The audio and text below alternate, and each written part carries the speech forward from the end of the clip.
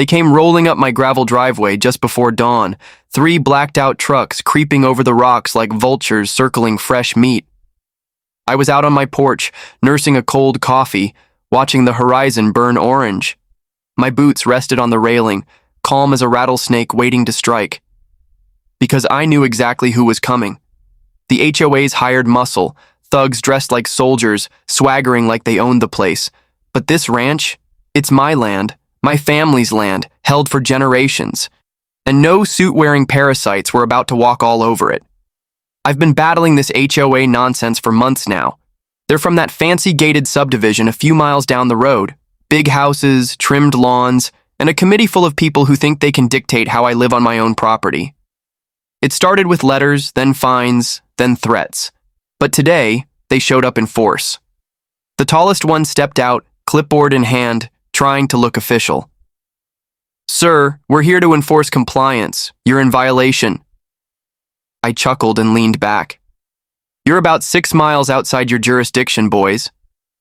That's when I stood up. 6'3", former Army Ranger, built like an oak tree. "Leave. Now." They didn't listen. One of them grabbed my arm, tried to detain me. That's when everything went sideways. My training kicked in. I spun him, slammed my knee into his thigh, and swept his legs out from under him, screaming on the ground before he even hit dirt. The second one pulled something from his belt. A pepper spray, maybe? Didn't matter. I closed the gap, twisted his wrist, and elbowed him in the ribs. The last guy took off running for their trucks. The first 2? Crawling back like wounded dogs. I stood on my porch, arms crossed, watching those fools limp away. Clipboard guy tried to look tough. "You assaulted us. We'll press charges." I stared him down. "You trespassed. You put your hands on me. That was self-defense. The sheriff knows me better than he knows you." They didn't argue.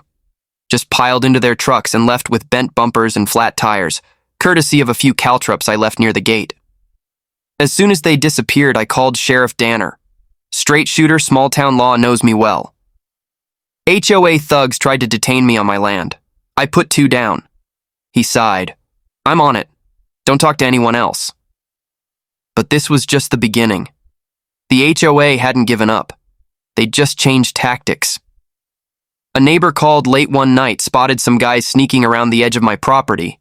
Flashlights, clipboards, cameras, casing me like criminals. I didn't panic. I planned.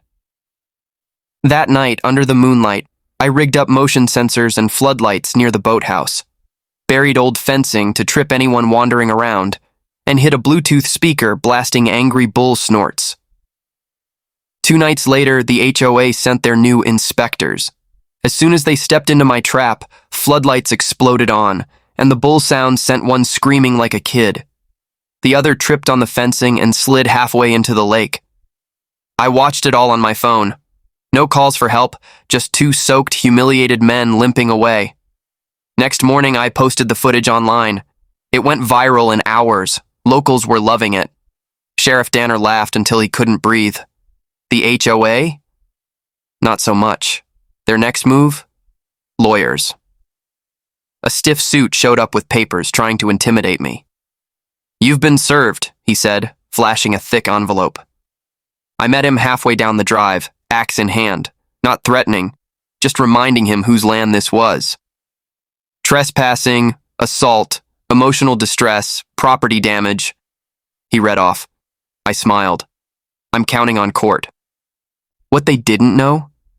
My cousin's a top Nashville lawyer. He called the HOA's bluff. Their case unraveled fast. Unauthorized trespasses, threats, false inspections, all documented and time-stamped. Court day, the judge, a local farmer's son, watched the footage, laughed with the crowd when one inspector fell in the lake, and dismissed their case with prejudice. The HOA got fined for harassment, trespassing, and damages to my boathouse. The lawyer slunk out like a beaten dog. Now the road's quiet. The dock is peaceful. The only footprints on my land belong to me. But those caltrops? They're still at the gate, just in case. When the system fails, a rancher delivers justice.